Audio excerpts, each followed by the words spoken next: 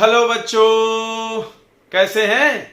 एक नंबर। चलिए, हम भी बहुत अच्छे हैं और अगला लेक्चर लेके आ गए हैं आपका एसिड बेस सॉल्ट का। हम उम्मीद करते हैं आज लास्ट लेक्चर होगा, ठीक है, 5th लेक्चर। तो इसके पहले 4 लेक्चर आ गया है। अगर आपने नहीं देखा है तो आप इसी वीडियो के डिस्क्रिप्शन लिंक में चले जाओ और 1st, 2nd, 3rd, 4th देखो और फिर 5th लेक्चर देखने आओ, ठीक है। तो अभी तक हमने क्या क्या पढ़ा दिया, थोड़ा जल्दी से रिवाइज कर लेते हैं। पहले लेक्चर में हमने एसिड पढ़ाया, दूसरे में बेस, तीसरे में पीएच और चौथे में सॉल्ट।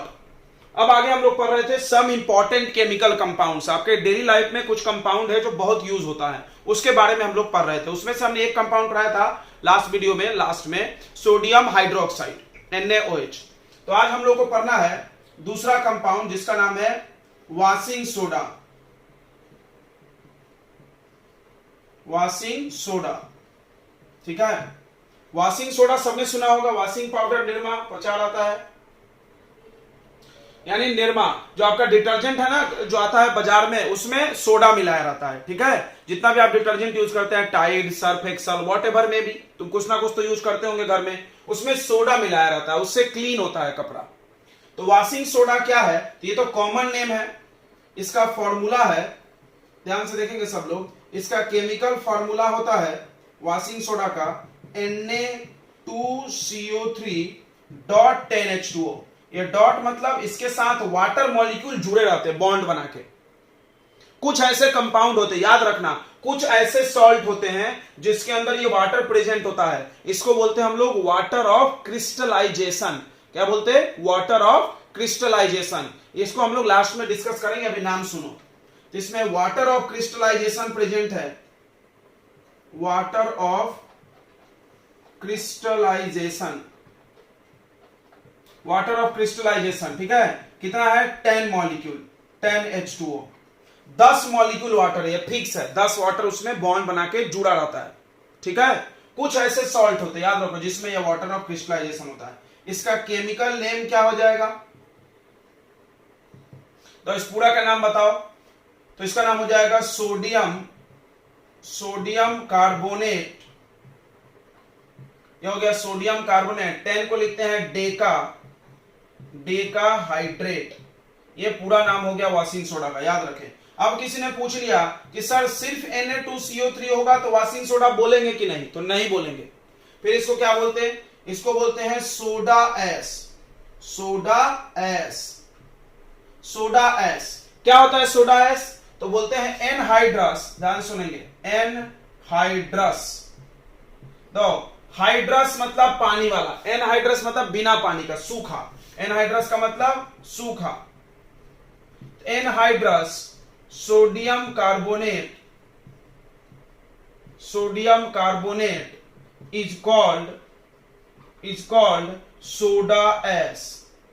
समझ गया होगा? What is soda S? S मतलब सूखा, राख सूखा होता है ना, बिल्कुल। तो सोडा एस से याद रखना। तो क्या होता है, अगर सोडियम कार्बोनेट में पानी नहीं है तो उसको सोडा एस बोलेंगे, उसका कॉमन नेम भाई। और अगर वाटर है 10 मॉलिक्यूल तो क्या बोलेंगे? Washing soda. क्लियर हो गया?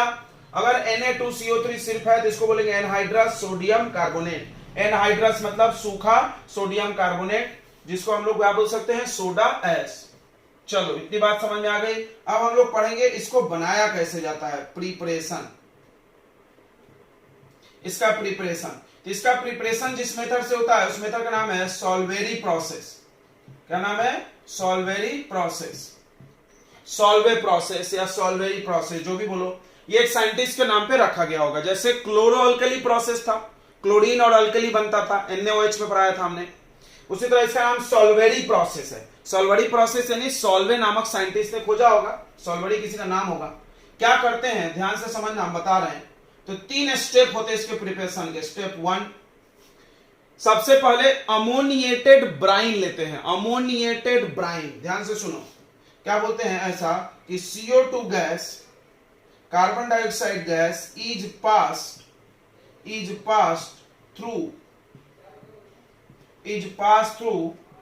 पास करना है किससे? अमोनिएटेड मतलब अमोनिया के साथ, अमोनिएटेड ब्राइन। थोड़ा फील करो इसको। अमोनिएटेड मतलब अमोनिया गैस। देखो ध्यान समझना, रिएक्शन लिख रहे हैं, NH3 अमोनिया, ब्राइन सबको पता होगा, ब्राइन यानी क्या होता है, aqueous NaCl, sodium carbonate. Aqueous मतलब पानी में घोलने पे, aqueous sodium carbonate, sodium chloride, NaCl। खाने वाला जो नमक है उसको पानी में घोल दो तो ब्राइन बोलते हैं। तो देखो अमोनिएटेड लिख दिया हमने, अब ब्राइन लिखेंगे। देखो ब्राइन के लिए क्या होगा, NaCl प्लस H2O। अब इसमें CO2 गैस पास करो, इसमें क्या पास करो, CO2 गैस। देख लो 4 रिएक्टेंट है। ओ माय गॉड, हमको लगता है केमिस्ट्री में आप पहला रिएक्शन ऐसा देख रहे होगे जिसमें 4 रिएक्टेंट है। अभी तक 2 या 3 आप देखे हो। तो इसको ध्यान से फील करेंगे और बार बार रिकॉल करेंगे। अमोनिएटेड ब्राइन, देखो ये दोनों मिलके ब्राइन हुआ, ये दोनों मिलके क्या हुआ, ब्राइन। अमोनिएटेड यानी अमोनिया गैस, NH3, अमोनिया, या अमोनिया है। NH3 का नाम क्या है, अमोनिया। और brine NaCl plus water mix with CO2 gas. जब मिक्स करोगे तो ध्यान से समझना, कभी भी कोई रिएक्शन में अगर NH3 है तो पक्का उधर NH4 हो जाएगा। क्यों, आपको याद होगा एक कटायन होता है NH4 पर प्लस चार्ज, पढ़े हैं, यस पढ़े होंगे। तो NH3 बन जाएगा NH4, इससे H ले लेगा, ये बन जाएगा NH4 प्लस, तो Cl माइनस जुड़ जाएगा इसके साथ, Cl माइनस। और उसके बाद क्या बचेगा, उसके बाद जो जो बचेगा सबको मिला के लिख दो, Na बचेगा, देखो यहां बचेगा OH, तो समझ रहा है, OHH, इस H को तो यहां दे दिया हमने तो NH4 हो गया, और Cl भी इसको दे दिए तो क्या बचा, NaOH और CO2 मिला दो इसको तो क्या बन जाएगा, NaHCO3। बोलो आ गया समझ में, नहीं आया, फिर से देखेंगे। तो अमोनिया है, वाटर को HOH लिखते जाओ, बता रहे थे, और Na प्लस Cl माइनस, यहां से ये H लेके बन जाएगा NH4 प्लस, क्या बन जाएगा, NH4 प्लस, ठीक है, NH4 प्लस। दिख रहा है नीचे, नहीं दिख रहा है तो इधर लिखते हैं हम, नहीं दिख रहा है तो NH4 प्लस बन जाएगा, समझ में आ रहा है। और ये किसको ले लेगा, Cl माइनस को, तो NH4Cl, इसका नाम है अमोनियम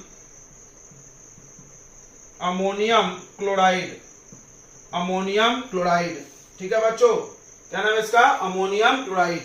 ओके, अब क्या बचा, OH NaCO2, देखो CO2 में O जोड़ दो, CO3 और NaHCO3, अब तो आ गया होगा NaHCO3।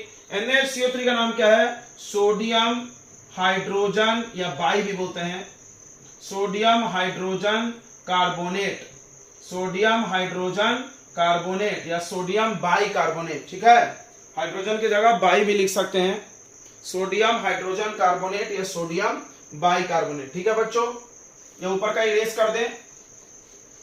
चलिए तो आगे बढ़ते हैं, अब ध्यान देंगे सभी लोग, इतना नोट कर लिया होगा आपने, बहुत अच्छा। तो सोडा एस, एक नाम मिला सोडा एस, याद रखो, वॉशिंग सोडा तो याद ही हो गया होगा। ओके, तो अभी हमारा वॉशिंग सोडा तो बना नहीं ना, नहीं बना, NaHCO3 बना। अब स्टेप 2, तो स्टेप 1 में क्या है, CO2 गैस को पास करो अमोनिएटेड ब्राइन में, पास कर दिए, फिर क्या बना, ये दोनों बना।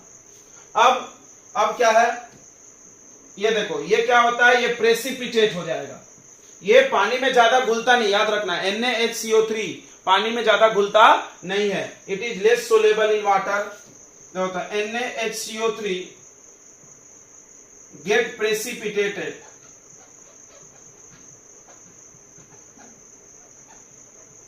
इसको अब हम छान लेंगे, सो इसको फिल्टर कर लो, फिल्टर्ड और ड्राइड, और उसके बाद हीट करो, देन हीटेड। ध्यान से समझेंगे, ये बहुत इंपॉर्टेंट प्रिपरेशन है, हीट करो। अब देखो NaHCO3 ले लो और इसको हीट करो, ध्यान से समझेंगे सभी लोग, ये रिएक्शन याद कर जाना, बहुत मिलता है, हीट, ये थर्मल डिकम्पोजिशन में आएगा, पहला चैप्टर में पढ़े थे ना, थर्मल डिकम्पोजिशन, हीट करके तोड़ना, इसको भी हम वैसे ही कर रहे हैं, इसका 2 मॉलिक्यूल लगेगा, अब ये टूट के बन जाएगा Na2, ध्यान से देखो, Na2CO3 प्लस, इसमें तो और भी है, तो क्या बनेगा, CO2 plus H2O, carbon dioxide gas plus water, ये बन गया सोडियम कार्बोनेट। सोडियम कार्बोनेट को हम लोग सोडा एस भी बोल सकते, क्या बच्चों, बिल्कुल बोल सकते, अभी पढ़ा है, सोडा एस बन गया, अभी वो नहीं बना, अब उसमें वाटर चाहिए, बोलो क्लियर हो गया? थर्मल डिकम्पोजिशन, ठीक है, ये दो मॉलिक्यूल लेके हीट करो तो ऐसा टूट जाएगा। ये बहुत इंपॉर्टेंट है, अभी डबल भी इसको पढ़ना पड़ेगा तो आपको याद हो जाएगा, टेंशन मत लो। थर्ड स्टेप एंड लास्ट क्या, तो इसमें water is added, water add करो, देन इट गेट, तो ये पा लेगा कितना, 10 molecules of water of crystallisation. क्या बोलते हैं उसको? Water of crystallisation, water of crystallisation, नाम पढ़ के याद हो जाएगा, क्रिस्टलाइजेशन, ठीक है, वाटर ऑफ क्रिस्टलाइजेशन। तो अब देखो Na2CO3 है, इसमें वाटर डालो, ढेर सारा डालो, लेकिन ये लेगा 10 ही। क्यों 10 लेगा? बॉन्ड बनाना है भाई, बॉन्ड के हिसाब से होता है। ये क्या बन जाएगा, Na2CO3.10H2O, इसी को हम लोग बोलते हैं वॉशिंग सोडा, ठीक है, और कुछ नहीं निकलेगा। ओके बच्चों, तो ये प्रिपरेशन हो गया, बहुत इंपॉर्टेंट है, इसको सॉल्वरी प्रोसेस बोलते हैं हम लोग, ठीक है। तो 3 स्टेप में हुआ है, इसको फिर से एक बार हम लोग समझ लेते हैं और फिर आगे बढ़ जाएंगे। पहला स्टेप में क्या है, इस थ्योरी को लर्न करना पड़ेगा, क्योंकि तुम रिएक्शन लर्न करोगे ना, ये चारों में से कोई एक भूल जाओगे या कंफ्यूज हो जाओगे, इसलिए थ्योरी याद करो, बाकी जगह रिएक्शन याद करना, लेकिन यहां थ्योरी।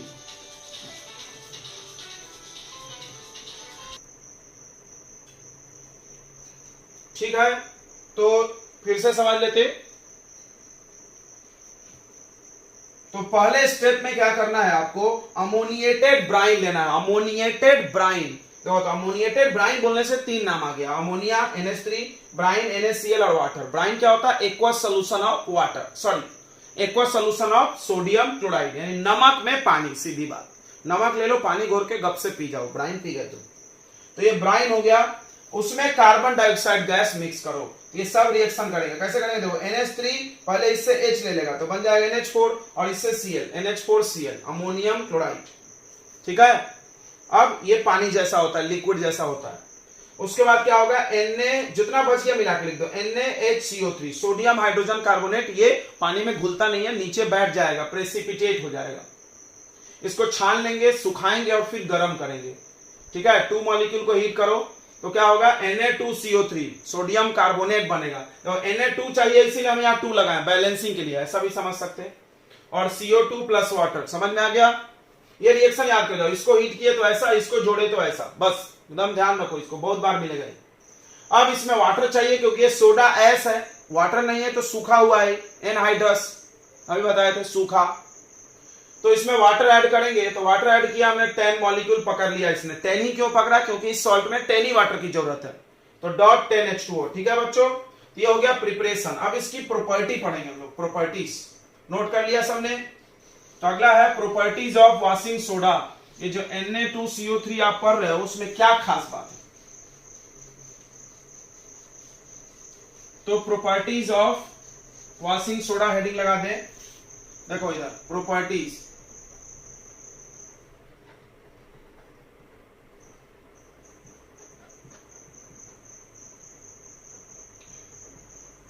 तो सबसे पहला प्रॉपर्टी है कि व्हाइट क्रिस्टलाइन मतलब दाना दाना, क्रिस्टलाइन सॉलिड होता है, मतलब ऐसा छोटा छोटा दाना जैसा दिखेगा आपको, समझ आया? दाना, आपने डिटर्जेंट देखा होगा, डिटर्जेंट दाने के रूप में आता है ना, तो व्हाइट क्रिस्टलाइन सॉलिड होता है वो, ठीक है, सफेद कलर का सॉलिड। दूसरी बात है, तुम ध्यान से सुनो, Na2CO3 को ध्यान से देखो। अच्छा, इसमें 10 molecule of water of crystallisation, ये भी प्रॉपर्टी है, it has 10 molecules of water of crystallisation.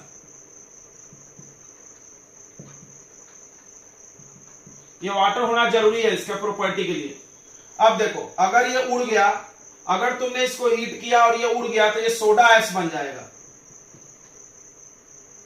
ठीक है। ऑन हीटिंग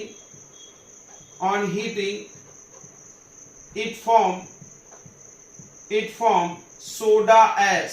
अभी बताया था सोडा एस क्या होता है, मतलब आप डिटर्जेंट लोगे तो इसमें ऐसा रहता है, वॉशिंग सोडा रहता है, उसको गर्म कर दिया अगर तुमने तो ये पूरा पानी उड़ जाएगा, तो ये सोडा एस बन जाएगा और वो अपना प्रॉपर्टी लॉस कर देगा, जो उसमें खासियत है डिटर्जेंट की, कपड़ा धुलने की, वो खत्म हो जाएगा। चौथा, इट इज बेसिक सॉल्ट। इसको समझेंगे। आपको याद होगा हमने सॉल्ट 3 पर आए थे, एसिडिक, बेसिक और न्यूट्रल। तो बेसिक सॉल्ट क्यों होगा? क्योंकि ये सॉल्ट ऑफ Na2CO3 किससे मिलके बना होगा? सोचते हैं अपन, Na2CO3 किससे मिलके बना होगा? तो बेस होगा Na का, ये सब सिखाया था हमने, तो Na में OH लगा दो, और एसिड होगा H2CO3। सबको पता है H2CO3 वीक एसिड है, कार्बोनिक एसिड, और ये स्ट्रॉन्ग बेस है। बताओ, बेस ताकतवर और एसिड कमजोर, तो किसका प्रभाव रहेगा? बेस का। तो ये बेसिक सॉल्ट क्यों है? बिकॉज, क्योंकि it is salt of a strong base. Strong base का सॉल्ट है, जो स्ट्रॉन्ग रहेगा उसका प्रभाव दिखेगा। तो Na है तो NaOH बेस होगा। ये सब हमने सॉल्ट वाले लेक्चर में पढ़ाया, आप जरूर देख के आए होंगे। नहीं देखे हैं तो आप पहले 4th लेक्चर में जाके सॉल्ट पढ़ें। तो ये Na से पता चल जाएगा बेस, Na में OH लगा दो, CO3 से पता चल जाएगा एसिड, उसमें H लगा दो, इसका वैलेंसी 2 है तो यहाँ H2 हो गया। ये वीक है, ये स्ट्रॉन्ग है, तो ये बेसिक सॉल्ट हो गया। सबको समझ में आ रहा है? बेस है ये, इसमें बेस की प्रॉपर्टी है।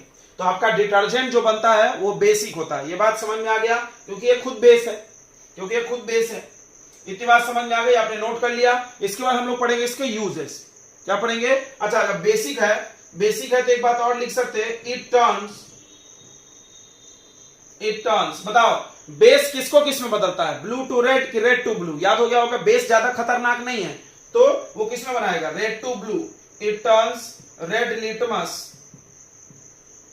Litmus to blue. ठीक है, एसिड खतरा दिखाता है तो वो ब्लू से रेड होता है। इसको ऐसा लर्न करें। ठीक है बच्चों, नोट कर लो आप फटाक से। फिर हम लोग पढ़ेंगे यूजेस हेडिंग लगा दे। तो यूजेस पढ़ते हैं, ठीक है। तो uses of washing soda, heading लगा दे, यूजेस ऑफ वॉशिंग सोडा। तो पिछला लेक्चर थोड़ा लंबा हो गया था, ये भी हो सकता है अगर खत्म करना आज ही तो यूजेस ऑफ वॉशिंग सोडा। दो यूज ध्यान से पढ़ेंगे, पेपर में आता है यूज जरूर आता है, 2 यूज लिखने को आता है, हम आपको 3-4 पढ़ा के देंगे। सुनेंगे सभी लोग। एक नोटिस है, अभी तक देखो, अभी मेरे दिमाग में आ रहा है कि हम आपको असाइनमेंट भेज देंगे जैसे चैप्टर खत्म होगा। आज खत्म हुआ, कल ही असाइनमेंट मिल जाएगा। इसलिए आप लेक्चर्स को एकदम लाइन से देखें, अप टू डेट होकर नोट्स बना लें, क्योंकि असाइनमेंट मिलेगा फिर टेस्ट हो जाएगा, आपको पता है। ठीक है, चलिए। तो यूजेस ऑफ वॉशिंग सोडा का पहला use, it is use for cleaning purpose. It is use for cleaning of clothes. इसको लॉन्ड्री भी बोल सकते हो, धुलाई के लिए। इन हाउस, यानी घरों में या लॉन्ड्री में, लॉन्ड्री जानते हो कपड़ा धुलने वाला, वहां पर जो कपड़े की धुलाई होती है वो किससे होती है? वॉशिंग सोडा से कर सकते हो आप। अभी तो डिटर्जेंट आ गया है, लेकिन आप इससे भी कर सकते हैं। ठीक है, ओके।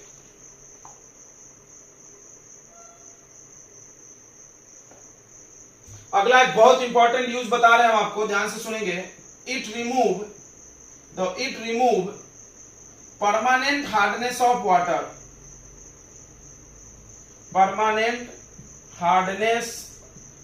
वाटर। तो आपको हम एक चीज ज्ञान देना चाहेंगे, यह क्या होता है परमानेंट हार्डनेस ऑफ वाटर। आपने 2 प्रकार की पानी के नाम सुनी होगी, hard water, soft water. Hard water किसको बोलते हैं? समुद्र के पानी को, सी वाटर, जिसमें नमक घुला हुआ है। तो हार्ड वाटर हम लोग पी नहीं सकते, तो उस हार्ड वाटर को सॉफ्ट बनाने के लिए आप उसमें ये वॉशिंग सोडा का इस्तेमाल करो, फिर वो हार्ड वाटर सॉफ्ट हो जाएगा, फिर आप ड्रिंकिंग कर सकते हो। क्लियर हो गया? तो पानी में नमक घुला रहता है, उसको हार्ड वाटर बोलते हैं। हार्ड वाटर मैंने ऐसा पत्थर जैसा पानी, कठोर नहीं, वो नहीं। Hard water means salt water या सी वाटर याद रखो ना यार, समुद्र का पानी। समुद्र के पानी में नमक होता है ना, सॉल्टी वाटर। ठीक है, तो हार्ड वाटर हो गया। ओके, हार्ड वाटर हम लोग पी नहीं सकते। उस हार्डनेस को आप सॉफ्ट वाटर बनाना चाहते हो तो वॉशिंग सोडा यूज करो। अगला, it is use in manufacturing of soap बना सकते हैं, साबुन। और क्या बना सकते हैं? डिटर्जेंट, सही है ना, धुलाई करने के लिए, इसमें क्लीनिंग करने की प्रॉपर्टी होती है, ध्यान समझना। सोप, डिटर्जेंट एंड ग्लास भी बनता है, कांच। आपको सोचा कांच से तो धुलाई नहीं होती ना, क्लीनिंग नहीं होता, तो कांच बनाने के लिए इसको डाला जाता है, ट्रांसपेरेंट बनाता है ये कांच को, ठीक है। तो सोप, डिटर्जेंट और क्या में होता है, एक ग्लास बनाने में, ठीक है, और पेपर इंडस्ट्री में भी होता है।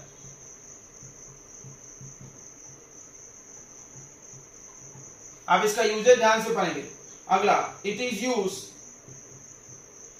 यूज टू प्रिपेयर,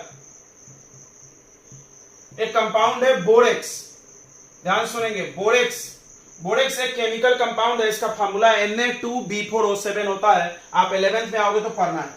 बोरेक्स एक बहुत इंपॉर्टेंट कंपाउंड है जिससे बहुत सारी चीजें बनती है केमिस्ट्री में, तो वो बोरेक्स बनाने के लिए वॉशिंग सोडा का इस्तेमाल हम लोग कर सकते हैं, ठीक है बच्चों। तो कितने यूज पढ़ा दिया हमने, 4, इसमें 2 यूज तो आपको अभी याद हो गया होगा। पहला नाम ही है वॉशिंग सोडा, निरमा, तो कपड़ा धुलने के काम आएगा, बिल्कुल। सोप और डिटर्जेंट बनेगा, ये भी याद हो गया होगा, बहुत अच्छा।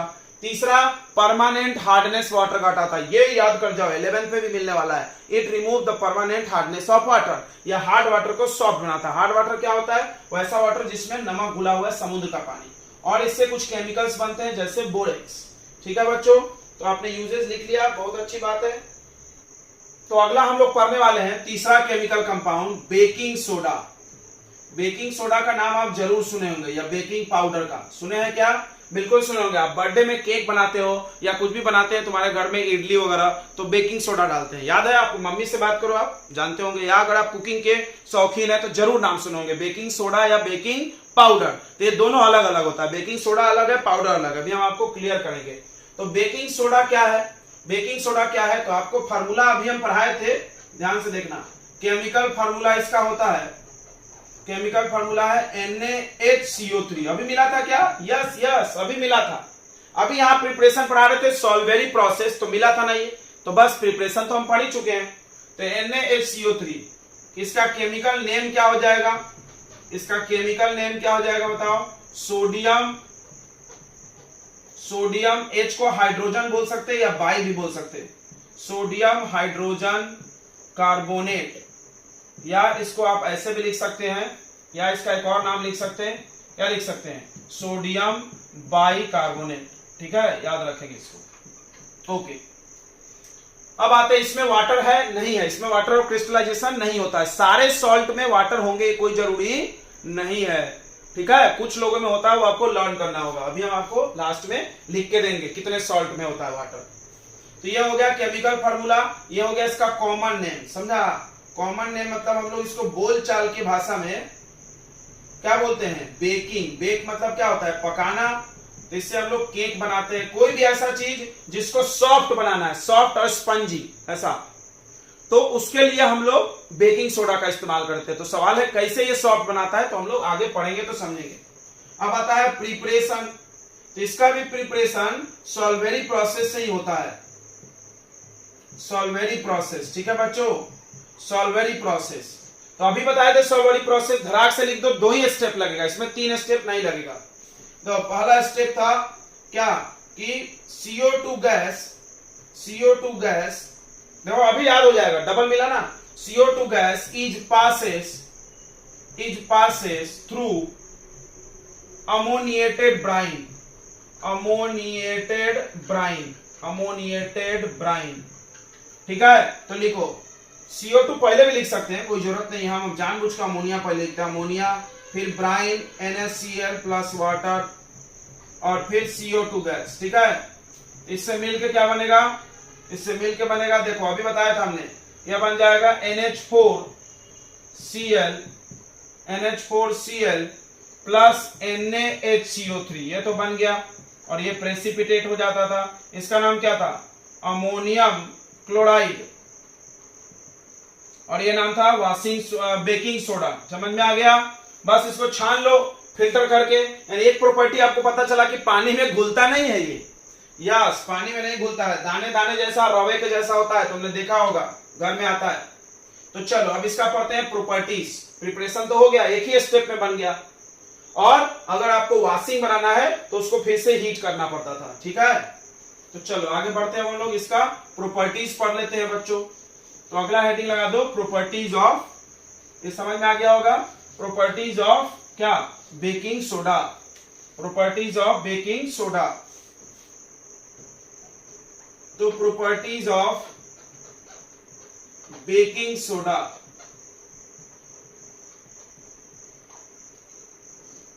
बार बार हम सोडा लिख रहे हैं। सोडा वो सभी कंपाउंड के नाम में लगता है, इसमें Na है, ठीक है। कास्टिक सोडा, देखो अब याद करो, caustic soda NaOH, washing soda, washing soda Na2CO3 dot 10H2O, और अभी बेकिंग सोडा NaHCO3, ठीक है बच्चों। तो ऐसे रिवाइज करते रहेंगे तो याद रहेगा। तो properties of baking soda, baking soda का प्रॉपर्टीज भाई, तो पहला प्रॉपर्टी है कि ये भी व्हाइट पाउडर जैसा होता है, या व्हाइट सॉलिड लिखो, white solid, less soluble in water, या नॉट सोलेबल इन वाटर, ऐसा भी लिख सकते हैं, नॉट सोलेबल इन वाटर, पानी में घुलता नहीं है, ठीक है बच्चों। ओके, अगला प्रॉपर्टी कि इट इज बेसिक सॉल्ट, ये भी बेसिक सॉल्ट है। क्या बात कर रहे हैं सर, हाँ ये भी बेसिक सॉल्ट है, समझा। क्यों बेसिक है आपको समझ गया होगा, NaHCO3 भाई। तो देखो Na का बेस है, क्या है Na का बेस, NaOH, और HCO3 का एसिड, HCO3 में एक और H जोड़ दो तो H2CO3, तो स्ट्रॉन्ग बेस और वीक एसिड, समझा बच्चों, स्ट्रॉन्ग बेस और वीक एसिड, तो ये बेसिक सॉल्ट होगा। बेसिक सॉल्ट होगा तो इसका पीएच क्या होगा, 7 से ज्यादा। ये सब छोटी छोटी बातें लिख सकते हैं। ये भी रेड टू ब्लू बना देगा, रेड लिटमस टू ब्लू बना देगा। एक बहुत important use, effect of heat, ये इंपॉर्टेंट है। इफेक्ट ऑफ हीट ये भी पढ़ लिया तुमने। इसको हीट करेंगे तो क्या होगा, अभी किए थे बताओ। इसको हीट करेंगे, NaHCO3 ले लो 2 बार और इसको हीट कर दो, थर्मल डिकम्पोजिशन, हीट करने से टूटना। तो क्या बनेगा इससे बताओ, Na2CO3 plus CO2 plus H2O, याद होगा ये रिएक्शन, यस यस यस। इसका नाम है सोडियम कार्बोनेट, ठीक है बच्चों। तो ये हो गया प्रॉपर्टीज, इफेक्ट ऑफ हीट दोनों में आया, इसको ध्यान रखना। अब पढ़ेंगे इसके यूजेस, आप नोट कर लो, फिर यूजेस पढ़ेंगे हम लोग।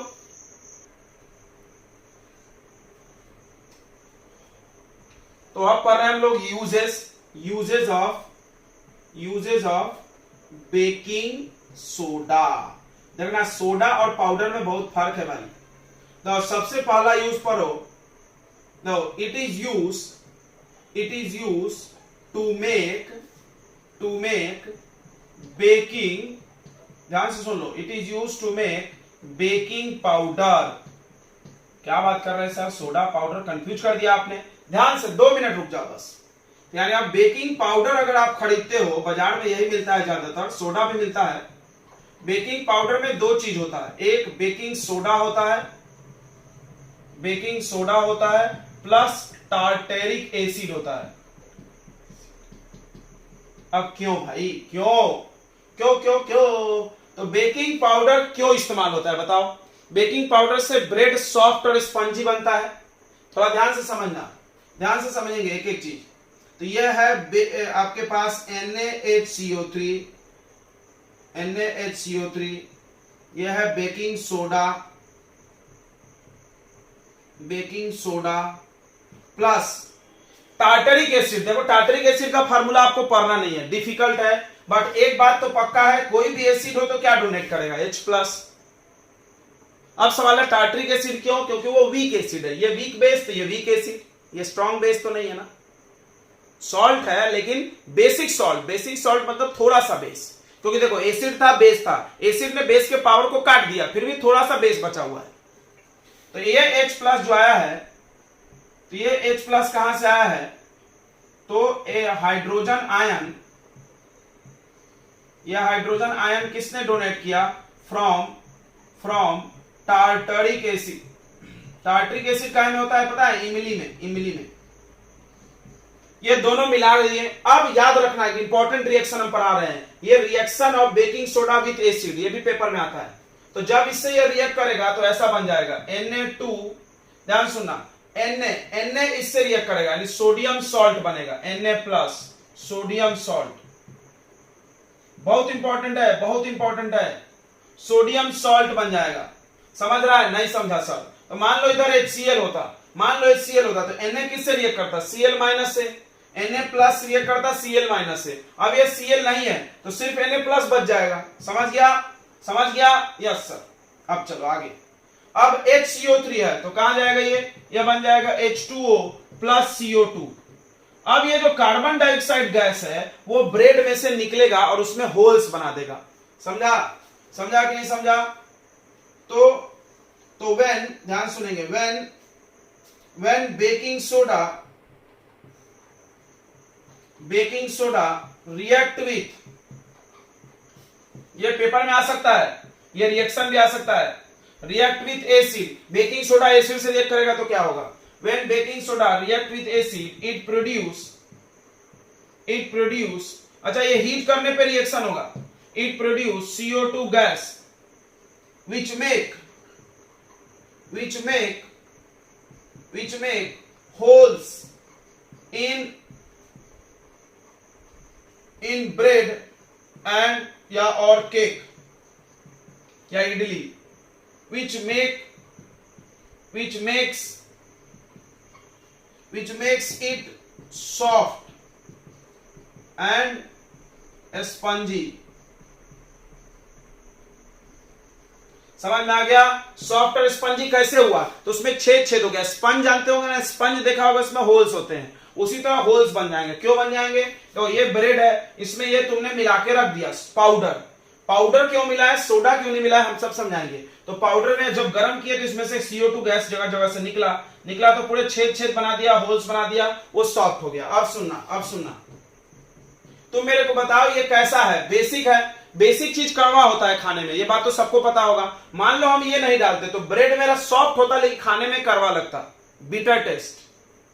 तो बेस के पावर को खत्म करने के लिए एसिड डालो तो कि नमकीन हो जाए, सॉल्ट बन जाए। समझ में आ गया होगा? तो टार्टरिक एसिड, टार्टरिक ही क्यों? क्योंकि वीक चाहिए, इतना ही वीक चाहिए जितना इसका पावर है, दोनों का पावर कट जाए। नहीं तो अगर ये ज्यादा पावरफुल हो जाएगा तो एसिड बढ़ जाएगा तो खट्टा हो जाएगा। मान लो कम पावरफुल है तो कड़वापन पूरी तरह से खत्म नहीं होगा। बात समझ में आ रही है क्या? एसिड H आयन देता, बेस OH आयन, दोनों के पावर एक दूसरे से कटते हैं, ये सब पढ़ाया हमने। एसिड का पावर और बेस का पावर सेम है तो पूरा कट जाएगा, पूरा एक दूसरे को काट लेगा। तो उसी तरह जितना पावरफुल है उतना ही हिसाब से एसिड चुना गया। तो कौन सा एसिड चुना गया? Tartaric acid. दूसरा डालोगे तो गड़बड़ हो जाएगा, या तो वो खट्टा हो जाएगा, और ज्यादा पावरफुल हो गया तो कम हुआ तो कड़वा ही रह जाएगा। तो टार्टरिक एसिड न्यूट्रलाइज वर्ड सुने होंगे, यस, एसिड बेस रिएक्शन तो neutralise bitter test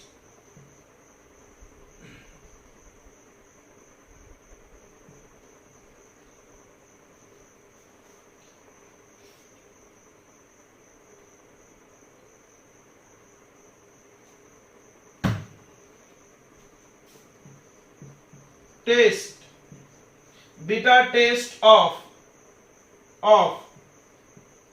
basic salt. समझ गया?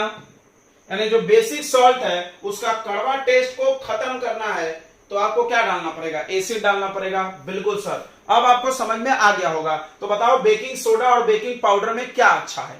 आप अगर केक बनाना चाहते हो तो सोडा डालना चाहिए कि पाउडर डालना चाहिए? सोच के बताओ। तो एक बच्चे बोला सोडा, तो सोडा से आपका ब्रेड फूल जाएगा, सॉफ्ट हो जाएगा, लेकिन कड़वा लगेगा खाने में। पाउडर अगर लाते हो तो उसमें ऑलरेडी बेस और एसिड मिलाया हुआ है, कड़वा नहीं होगा। समझ में आया? ये ब्रेड को फुलाता है, मतलब सॉफ्ट बनाता है। समझ में आ गया होगा? तुमने ये रिएक्शन पहले भी पढ़ा, देखो NaHCO3 को हीट करो तो ये बनता था, ये पढ़े है ना तुमने? यस, ये तो तुमने पढ़ा है यार, ये तुमने पढ़ा है। ठीक है बच्चों, तो ये रिएक्शन तुमने पढ़ा है। तो ये सोडियम सॉल्ट बना Na+, ये बात समझ में आई? ये रिएक्शन बहुत इंपॉर्टेंट है, इस पे डबल स्टार मार दो। क्यों इंपॉर्टेंट है? क्योंकि यहाँ पे ये Na+ लिखना बच्चे भूल जाते हैं। ठीक है, सोडियम सॉल्ट बनेगा, सोडियम सॉल्ट। ठीक है, यहाँ जो भी रहेगा उसके साथ जुड़ेगा। अब Cl तो है नहीं क्योंकि टार्टरिक एसिड है ये। तो ये इंपॉर्टेंट यूज है, पहला यूज है, बहुत इंपॉर्टेंट है। देखो फिर से सुन ले, बेकिंग सोडा का इस्तेमाल, ये देखो बेकिंग सोडा का इस्तेमाल बेकिंग पाउडर बनाने में होता है। अब तो पक्का आ गया होगा, बेकिंग पाउडर बनाने में होता है। What is baking powder? तो baking powder is mixture of, baking powder is mixture of, किसका मिक्सचर है बताओ? बेकिंग सोडा एंड क्या? Tartaric acid. टार्टरिक एसिड कहां में होता है बच्चों? इमली में, टैमरिन। ठीक है, ये डेफिनेशन बेकिंग सोडा का लिख सकते हो, सॉरी बेकिंग पाउडर। तो baking powder equal to baking soda plus tartaric. ये क्यों बनाया है? क्योंकि जब इसको गर्म करते हैं तो ये CO2 गैस फेंकता है, और वो CO2 गैस आपके ब्रेड को में होल्स बना देगा। देखो when baking soda is react with acid, oh sorry is heated लिख देते, इज हीटेड, ऐसा लिखो, इज हीटेड। जब इसको ही हीट कर दो, तुमने पढ़ा है रिएक्शन, पढ़े हो ना? ये देखो, ये नहीं पढ़े रे, NaHCO3 को हीट करो तो क्या बनता है? Na2CO3 CO2 plus water. 2 बार 3 बार लिख दिया हमने। तो जब तुम इसको हीट करोगे, सिर्फ इसको, तो हीट करने से क्या प्रोड्यूस करता है? ये CO2 gas which make holes in bread और केक। आपका ब्रेड और केक या जो भी बना रहे हो, इडली बना रहे हो, कुछ भी बना रहे हो, उसमें छेद कर देगा वो, which make it soft and spongy, जो इसको सॉफ्ट और स्पंजी बनाएगा। ठीक है, अब सवाल है टार्टरिक एसिड क्यों डालें? तो टार्टरिक एसिड न्यूट्रलाइज, खत्म करता है bitter taste of basic salt. कौन है बेसिक सॉल्ट? ये तो है बेसिक सॉल्ट, ये तो है बेसिक सॉल्ट, हमने भी पढ़ा है ना। पहला इस्तेमाल, ठीक है, बेकिंग सोडा का। दूसरा इस्तेमाल सुनेंगे, दूसरा इस्तेमाल भी इसी में लिख लो, इसी में, इसी रिएक्शन से आएगा। देखो, इट इज यूज इन, तो it is use in fire extinguisher या soda acid fire extinguisher, soda acid fire extinguisher. Fire extinguisher समझते होंगे, आग बुझाने वाला। अब इसकी कहानी समझेंगे। मान लो हमने यहां पे एसिड डाल दिया HCl, अब टार्टरिक एसिड की जरूरत नहीं है क्योंकि अब खाना नहीं बनाना है, अब आग बुझाना है। तो मान लो हमने एसिड डाल दिया, एसिड, तो ये इससे रिएक्ट करेगा तो क्या बन जाएगा? NaCl। ध्यान से समझना। अब इसमें क्या होता है, कैसा होता है, हम तुमको समझाते हैं। ये कंटेनर रहता है, इसमें यहां से एक पाइप निकला रहेगा CO2 गैस फेंकने के लिए, और इसमें भर देंगे नीचे में, ये पाउडर है ना, ऐसा सॉलिड NaHCO3 रख दिए, और इसमें एक छोटा सा एक ग्लास का ऐसा कंटेनर बना के इसमें भर देते हैं एसिड। ध्यान से सुनना। और यहां एक नोजल लगा दो ऐसा, ऐसा। ध्यान समझेंगे बच्चों, बहुत इंटरेस्टिंग है, ध्यान से समझेंगे। अब क्या होगा, जब हमको आग बुझाना है, हमेशा ये CO2 नहीं फेंकता है। मान लो आग लग गई तो क्या करना है, यहां पे एक पिन लगा देते, ये देखे होगे तुमने, ऐसा पिन लाता है, क्लिप, आपके स्कूल में लगा है, हाँ, बॉम्ब जैसा। अब वो क्लिप खींच लो और इसको नॉब को ऐसा दबा दो, क्लिप खींच लो और इस नॉब को दबा दो, तो ये जो नुकीला पार्ट है जाके कांच की बोतल को, ये ग्लास में रहता है, ये ग्लास का रहता है, ये ग्लास के बोतल को फोड़ देगा वो। जैसे ही बोतल फूटेगा तो एसिड गिरेगा इसमें, ठीक ठीक। अब हीट नहीं करना पड़ेगा, क्यों? क्योंकि एसिड पावरफुल है, एसिड पावरफुल है, स्ट्रॉन्ग एसिड है। तो ये इससे भराभर रिएक्ट करेगा और बनेगा सॉल्ट, नमक इसी में रह जाएगा, पानी भी इसी में रह जाएगा, और यहां से कौन सा गैस फेंकने लगेगा? हा हा हा हा हा हा, कौन सा गैस? CO2, और वो आग बुझा देगा। तो बताओ ये क्यों CO2 में, क्यों ये फायर एक्सटिंग्विशर में यूज हो रहा? क्यों यूज हो रहा? यही रिएक्शन, एक ही रिएक्शन, दो काम आ गया। तो क्यों यूज हो रहा है, लिख देते हैं, बिकॉज व्हेन इट मतलब कौन? Baking soda react with acid, अभी गरम नहीं करना है क्योंकि स्ट्रॉन्ग एसिड है। React with acid produce CO2, ठीक है। कार्बन डाइऑक्साइड फेंकेगा, सबको पता है कि आग बुझाने के लिए कार्बन डाइऑक्साइड लगता है, इसको नहीं लिखने की जरूरत है यहां पर कि CO2 कैन एक्सटिंग्विश, यानी बुझा देना, फायर। एक्सटिंग्विश वर्ड का मतलब क्या होता है? फायर को बुझाना, आग बुझाना। ठीक है बच्चों, क्लियर हो गया? दो इस्तेमाल। तो हमने पहला इस्तेमाल क्या पढ़ाया? बेकिंग सोडा बनाइए कि पाउडर बनाइए, पाउडर, सोडा से पाउडर बनेगा, ठीक है। और दूसरा आग बुझाने के लिए। तीसरा इस्तेमाल बहुत इंपॉर्टेंट है, आप जानते हो तीसरा भी, एंटासिड। सुने हैं एंटासिड? यस, सुने होंगे। क्या होता है एंटासिड? एंटी एसिड भी बोलते हैं। तो तीसरा इस्तेमाल है it is use as antacid. क्या होता था एंटासिड? आपको याद होगा, एंटासिड एक केमिकल होता है जो क्या होता है कि हमारे पेट में जब एक्सेस ऑफ एसिड हो जाए, एसिड बढ़ जाए, तो उसको खाया जाता है ताकि वो एसिड बेस से रिएक्ट कर जाए और खत्म कर दे। It is use as antacid because, क्योंकि इट इज माइल्ड बेस, ये एक माइल्ड बेस है, थोड़ा सा बेस है। इट कैन न्यूट्रलाइज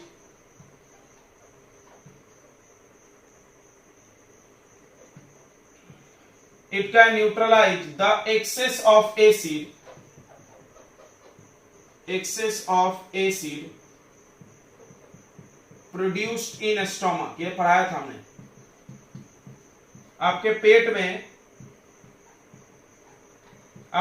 में जो ज्यादा एसिड बन जाता है, उसको ये खत्म करता है। समझ में आ गया होगा, क्योंकि बेस है, बेस एसिड को खत्म कर ही देता है, उसकी आदत है। ठीक है बच्चों, तो आपने दो केमिकल पढ़ लिया बैक टू बैक, दोनों सोडा परिवार से आते हैं। ठीक है, नहीं तीन पढ़े यार, तीनों सोडा परिवार। क्या बात है सर, सोडा के पीछे आप पढ़ गए हो। उसके पहले भी चौथा भी NaCl पढ़े थे NaOH, NaCl sodium chloride common salt, NaOH caustic soda, sodium hydroxide strongest base. उसके बाद Na2CO3.10H2O, ये क्या है? Washing powder, Nirma. उसके बाद NaHCO3, ये बेकिंग, कपड़ा धुल लिए, खाना खा लो। ओके, नमक डाल के खाना खा लो। ठीक है बच्चों, क्लियर हो गया इतना। अब इसके बाद हम लोग पढ़ेंगे प्लास्टर ऑफ पेरिस और एक क्या पढ़ना है बताइए?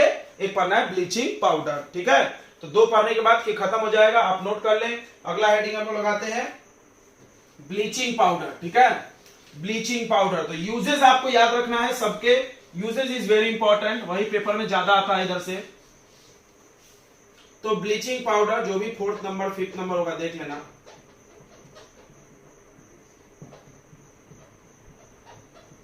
तो ब्लीचिंग पाउडर आप अक्सर जानते होंगे, आपके घरों में, कुएं में, तालाब में डाला जाता है ना।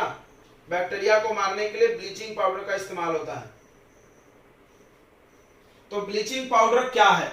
तो ब्लीचिंग पाउडर का पहले देख लो इसका केमिकल फार्मूला, ध्यान देंगे इधर। केमिकल फार्मूला बहुत अच्छा है, हमने लिखा भी था एक दो बार। CaOCl2। यस, इसमें क्लोरीन गैस है, क्लोरीन गैस कीड़ा मारता है। यस, एक एक चीज याद रखना चाहो, पीछे जितना पढ़े हो। कीटनाशक, डिसइंफेक्टेंट प्रॉपर्टी था, क्लोरीन का यूज पढ़ा हमने। स्विमिंग पूल क्लीनिंग वगैरह पढ़े थे ना, वाटर प्यूरिफिकेशन, क्लोरीन गैस का इस्तेमाल, हाइड्रोक्लोरिक एसिड बनाओ। तो केमिकल फार्मूला है ये। अब इसका केमिकल नेम क्या होगा? ये तो कॉमन नेम है ना ब्लीचिंग पाउडर, इसका केमिकल नेम होगा कैल्शियम ऑक्सीक्लोराइड। Calcium oxychloride. ठीक है, ऑक्सी एक ऑक्सीजन है तो क्लोराइड। ऑक्साइड क्यों नहीं लिखे? तो ऑक्साइड कब लिखते हैं? जब लास्ट में ऑक्सीजन है, लास्ट में क्लोरीन है तो उसमें आइड लगेगा। अब बात करते हैं प्रिपरेशन की। बहुत आसान है प्रिपरेशन, बहुत आसान है। क्या करना है आपको? स्लेक्ट लाइन लेना है। स्लेक्ट लाइन समझता होगा, स्लेक्ट लाइन बुझा हुआ चूना, या चूना को पानी में घोर लो, या लाइम वाटर बोल सकते तुम इसको, लाइम वाटर, चूना पानी। ये कहां से आया? तो चूना लाओ, उसको पानी में घोर दो, आ जाएगा। समझ में आ रहा है ना? पाउडर वाला चूना लाओ, घोल दो तो आ जाएगा स्लेक्ट लाइन। इसमें क्लोरीन गैस पास कर दो, खत्म, बन गया। ये इससे जब रिएक्ट करेगा तो बन जाएगा CaOCl2 प्लस H2O, वाटर उड़ जाएगा। यह हो गया क्या? Bleaching powder.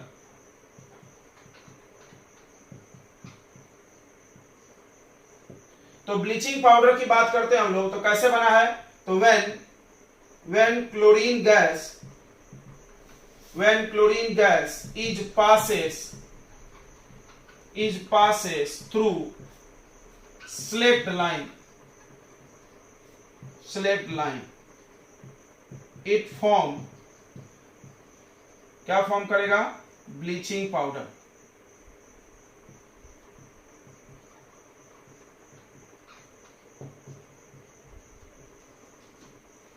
ठीक है बच्चों, बहुत इंपॉर्टेंट है ये। आगे बढ़ते हैं, इसका प्रॉपर्टीज पढ़ते हैं। प्रॉपर्टीज,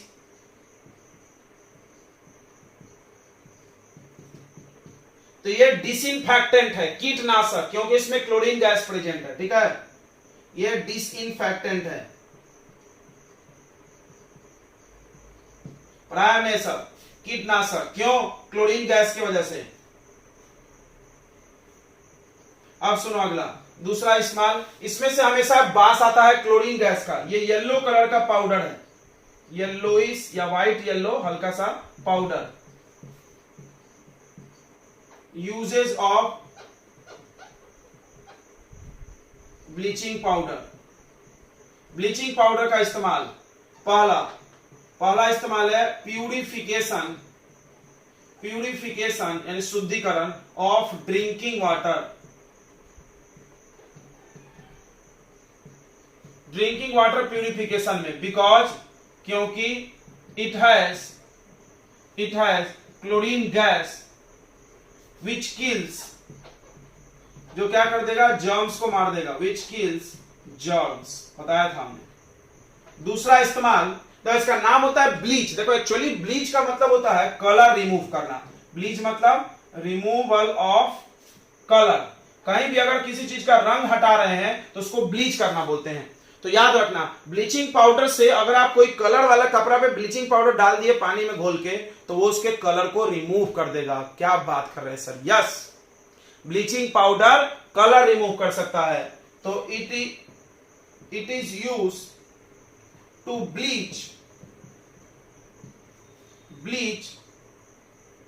ब्लीच क्या? Clothes in textile industry,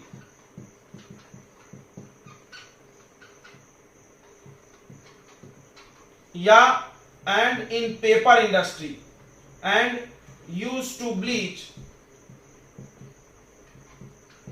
paper.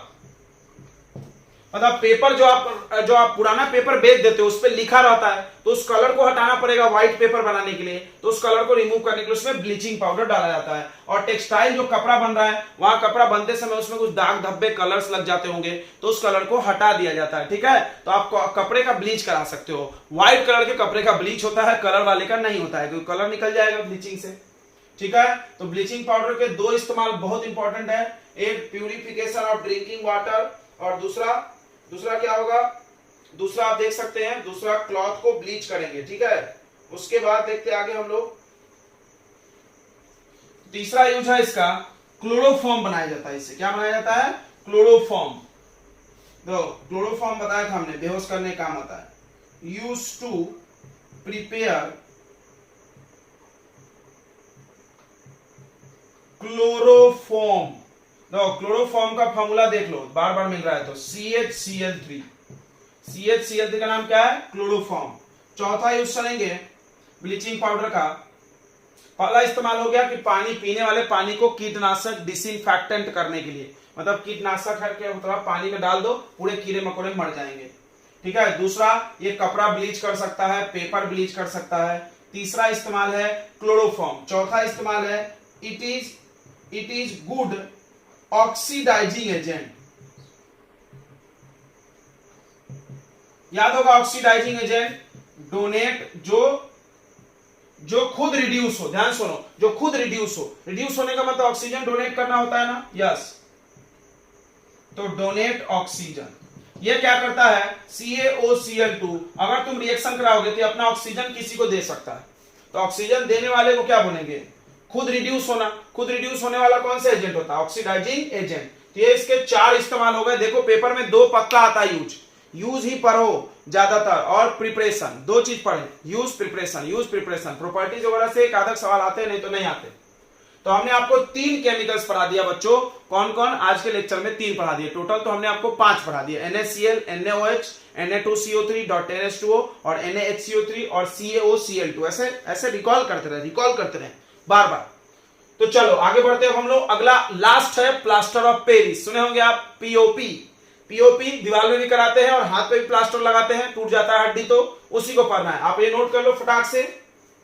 तो अगला आखिरी केमिकल पढ़ेंगे हम लोग, plaster of Paris.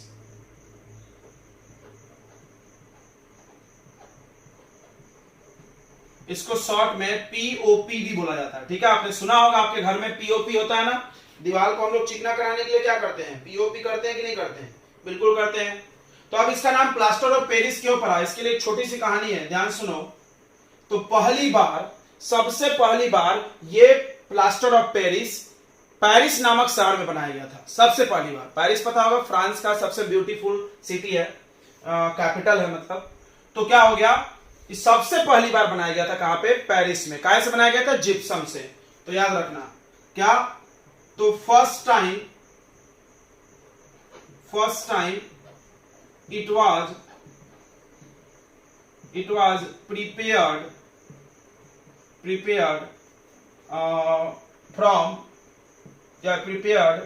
by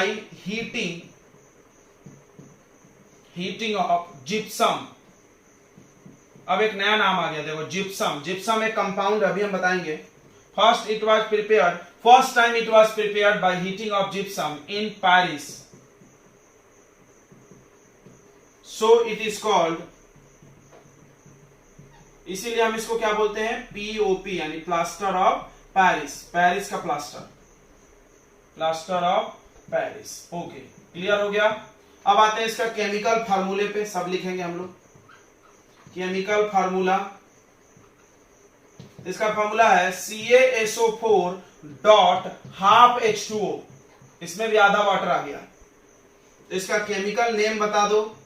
chemical name, ये तो कॉमन नेम है, केमिकल नेम होगा CaSO4 का नाम बताओ, कैल्शियम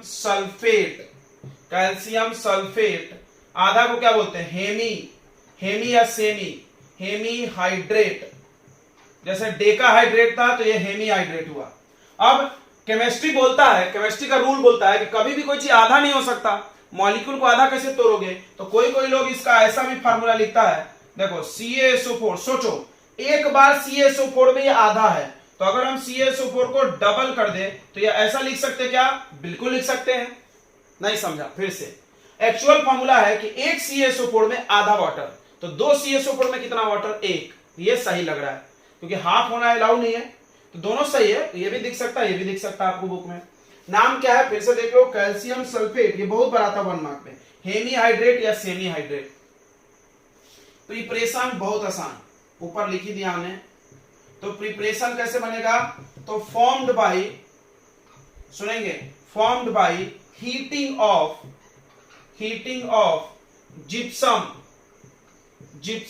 जिप्सम एक पत्थर जैसा होता है, कठोर जिप्सम एट 100 डिग्री सेल्सियस, एकदम 100 पे, 373 केल्विन में। देखो जिप्सम का फार्मूला बहुत आसान है, एक बार में याद हो जाएगा। CaSO4 सेमी है, डॉट 2H2O, बस यही अंतर है। यानी एक और सॉल्ट मिल गया आपको जिसमें वाटर ऑफ क्रिस्टलाइजेशन प्रेजेंट है, 2 मॉलिक्यूल। इसको एकदम फिक्स 100 पे गर्म करना, 100 से ज्यादा भी नहीं और 100 से कम भी नहीं, क्योंकि पानी पूरा उड़ जाएगा नहीं।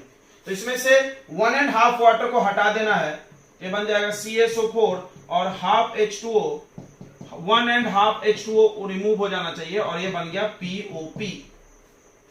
ठीक है, समझ में आ गया, बहुत आसान है। जिप्सम याद करो, POP याद हो गया, या POP याद करो, जिप्सम याद हो गया, सेम ही तो है फॉर्मूला, बस वाटर का फर्क है। अब एक क्वेश्चन पूछा जाता है कि क्यों 100 पे, अगर 100 से ज्यादा किए तो, चलो दिखाते हैं 100 से ज्यादा क्यों किए।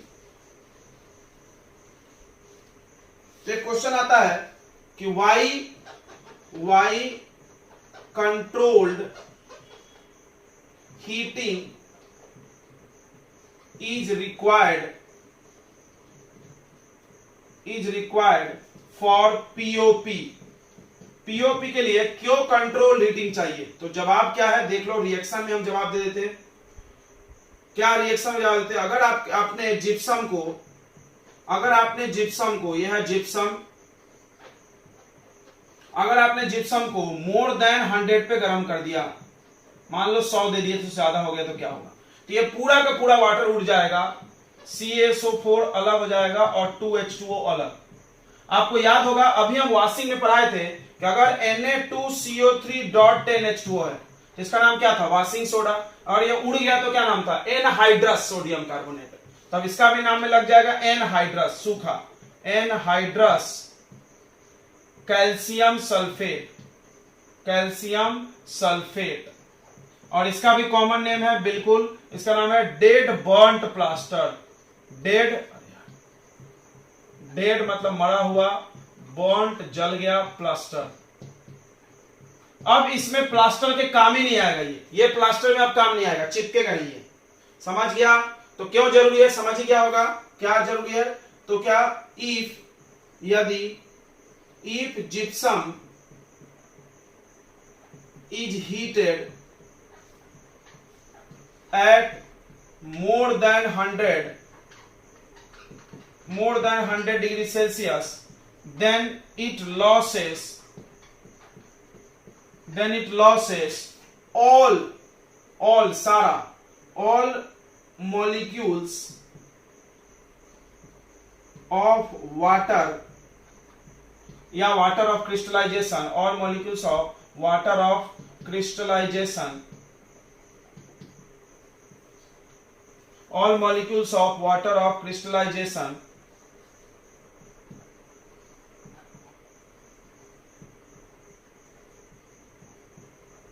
which makes जो क्या बना देगा, डेड बर्न्ट प्लास्टर। कोई पूछा what is dead burnt plaster, तो बोलना ये डेफिनेशन है। देखो हमने वहां पढ़ाया था सोडा एस, उसका क्या डेफिनेशन बताए थे, यही बताया था, ऐसा ही एनहाइड्रस लगा दो बस, anhydrous calcium sulphate is called dead burnt plaster. इसको हम लोग प्लास्टर करने के काम में नहीं ला सकते हैं, तो खराब हो गया आपका प्लास्टर, तो इसीलिए एकदम 100 पे गर्म करें, 100 से ज्यादा नहीं करना है। ठीक है बच्चों, चलो तो ये हो गया। अब आते हैं इसकी प्रॉपर्टीज पे। प्रॉपर्टीज से एक मार्क का सवाल एक आ जाता है। प्रॉपर्टीज,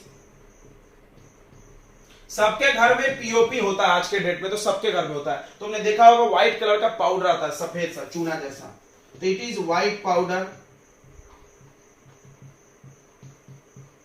ये सफेद कलर का पाउडर है, पानी में घुल जाता है, तुमने देखा ही होगा। दूसरी बात कि when it combine with water, मान लो हमने पीओपी में पानी मिला दिया और छोड़ दिए, तो क्या होगा, करक हो जाता है, हार्ड हो जाता है, कठोर हो जाता है। कैसे? तो देखो ये आपके पास पीओपी, इसमें वाटर मिला है, तो ये वाटर में से कितना वाटर लेगा, बस 1.5, और फिर वापस जिप्सम बन जाएगा, CaSO4.2H2O। क्या बात कर दिया सर आपने। और जिप्सम एक हार्ड मास होता है, एकदम कठोर पत्थर जैसा, करक हो जाएगा।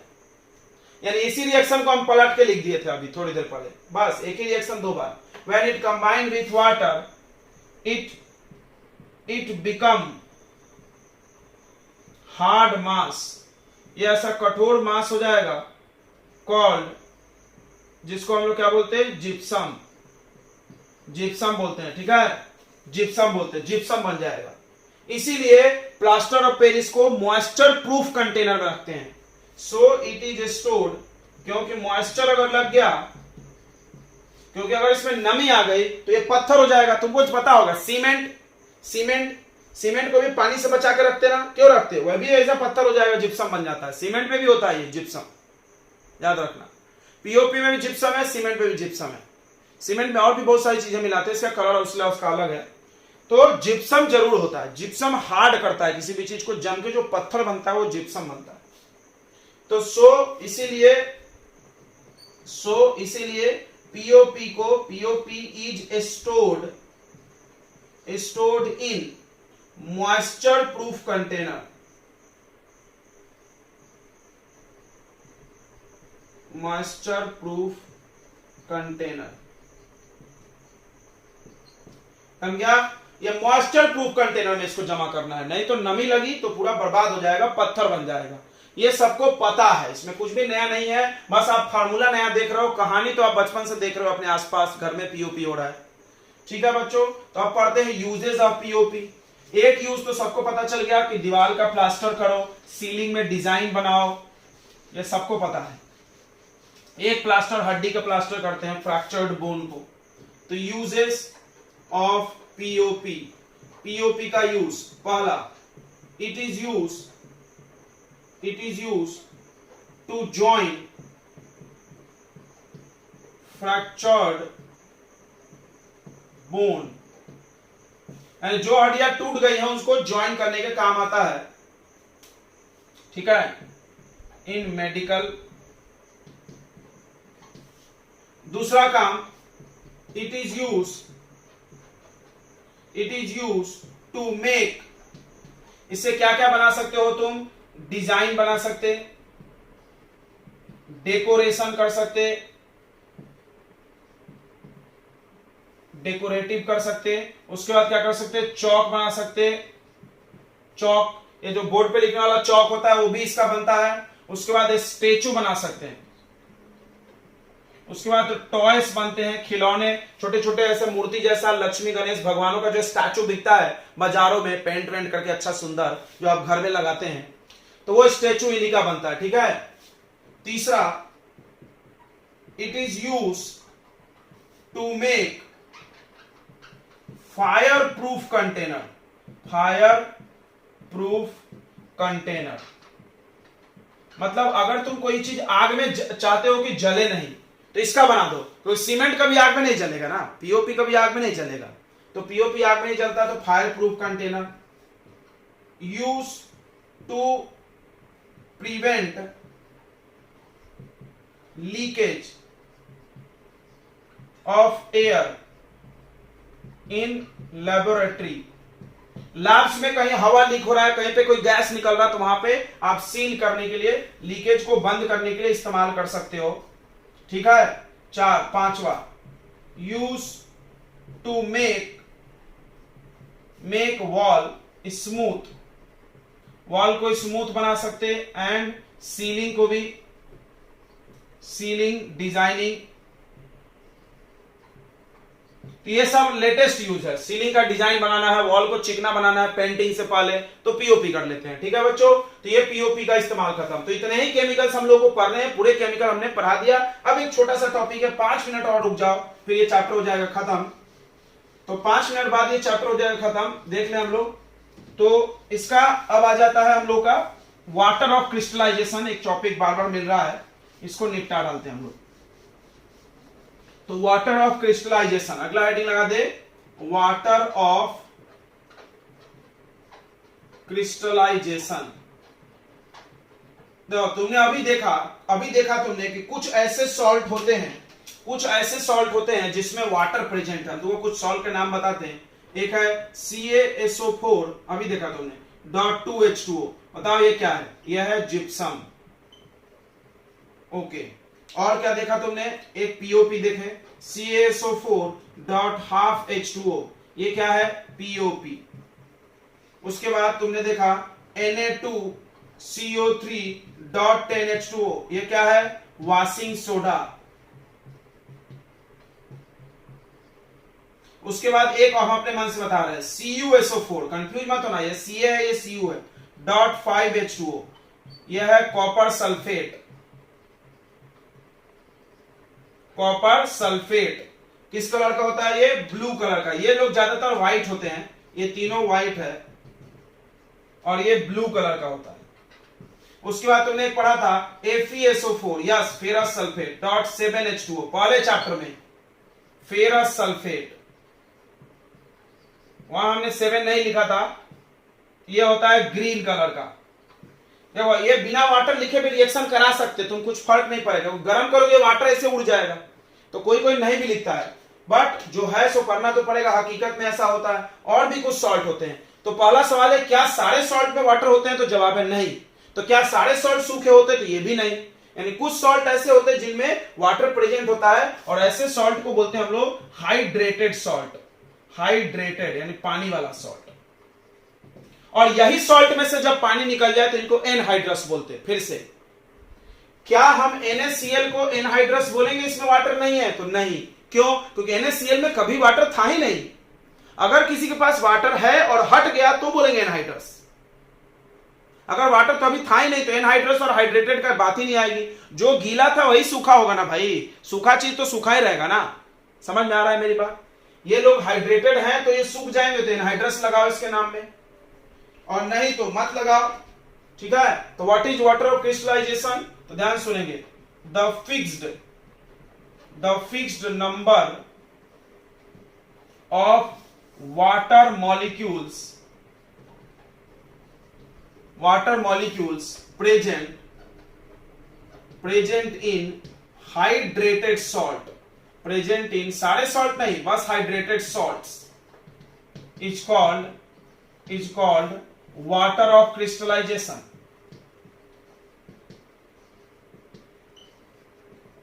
ठीक है, व्हाट इज हाइड्रेटेड सॉल्ट? तो वैसा सॉल्ट जिसमें वाटर ऑफ क्रिस्टलाइजेशन हो, नाम से पता चल रहा है हाइड्रेटेड सॉल्ट जिसमें वाटर ऑफ क्रिस्टलाइजेशन प्रेजेंट हो। आप नोट करो फटाफट, ठीक है।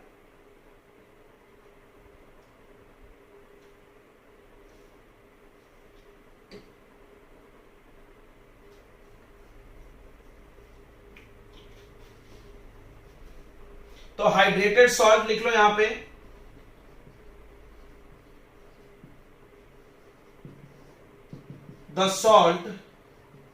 the salts containing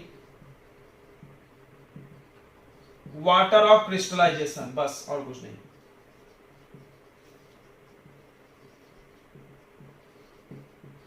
is called hydrated salt। और जब ये वाटर उड़ जाएगा तो इनको एनहाइड्रस बोलते हैं, ठीक है। जब ये वाटर उड़ जाएगा तो क्या बोलेंगे इनको? एनहाइड्रस। तो एनहाइड्रस सॉल्ट भी लिख लेते हैं,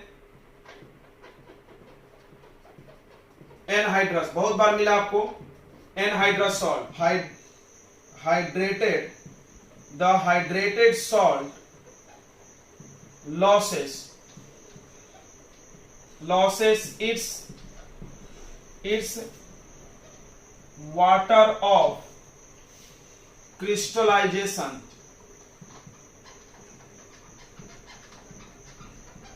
molecule,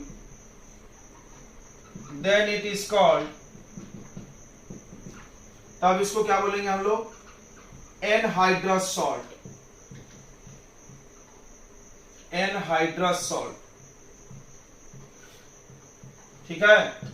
जैसे एग्जांपल, जैसे देखो Na2CO3.10H2O, ये हाइड्रेटेड सॉल्ट है। अगर इसका वाटर निकल गया तो हम इसको एनहाइड्रस इसके नाम के सामने लगा सकते हैं।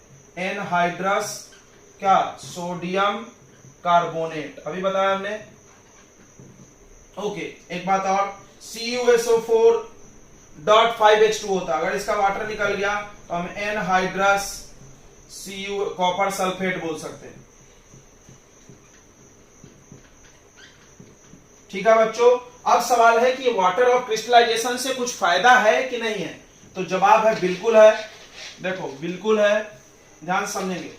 Importance of water of crystallization, यानी वाटर ऑफ क्रिस्टलाइजेशन का महत्व, तो इसको समझ लो। तो वाटर ऑफ क्रिस्टलाइजेशन